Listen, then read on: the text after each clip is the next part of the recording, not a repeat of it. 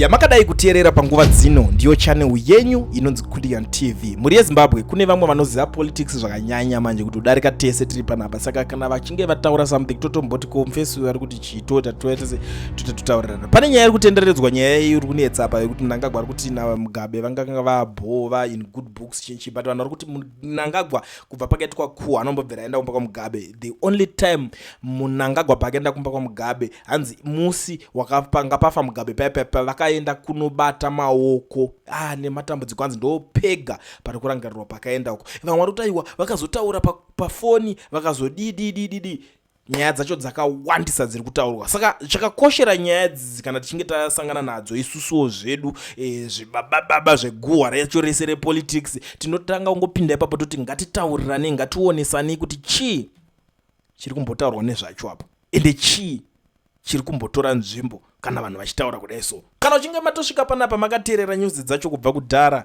I am the Nyametisian, ndinoweka nyaya kunge Mets, ende kana tichinge tauya kunotaura nyaya idzi tinenge tichiexpecta kuti mese muve nekunzwisisa kwakakwana, kunzwisisa kuti zvinhu zvacho zviri kunyatsofamba sei. Paita mawarire guy this mbizo jealous mawarire ari kutaura kuti zvoni ED knows that a lie from the pit of hell.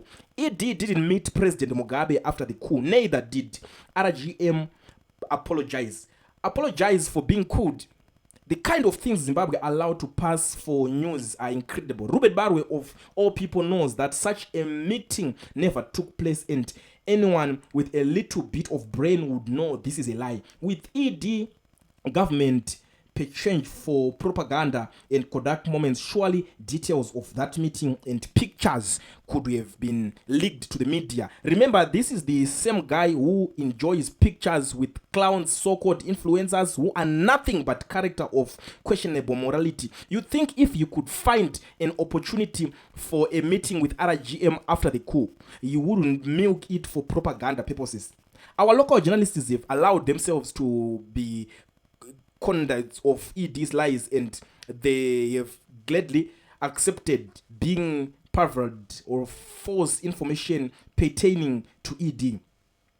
The other day, ED, who was arrested with only grade 7, claimed to have been doing a law degree in prison, barely 2 years from the commencement of his jail term. He also bizarrely claimed being a top performer, better than RGM, who was already degreed when he was arrested. While media are supposed to repositories of credible, variable, and accurate records of events and our history, Zimbabwean media, especially that which are owned by the state like ZBC, have become conduits for propaganda, misinformation, and lies. A society fed lies by its media is a sick one. Our journalists have a duty to take leaders, especially politicians with an affinity for fibs like ED, to task for record. ED didn't meet RGM after coup. Mugabe died bitterly betrayed by ED and some of us who remained close to him after November 2017 know the truth. Lying about dead is simply because they can't answer back is code. If ED really reconciled with RGM, why is he allowing proxies to torment his family, threatening execution of the late president? ED lies about everything: his age, his wartime exploits, his academic achievements, his origins. He lies about almost everything every day. About him is a big lie. Ndo zviri kutaurwa panapa this guy. Vakomana pakashata, vakomana kana mazogara regerai vakomana. Ini zunguka ndotobhusvika pakuzarirwa ini. Hanzi zvese zviri kutaurwa ndezvekunyepa. But come to think of it, zvine kamwe kakuti zvikagarirwa pasi kanyatsozvifunga, uchifunga nerevhesi unombona kuti tingati kuopozana kana kuti kuudzana kuningirikana.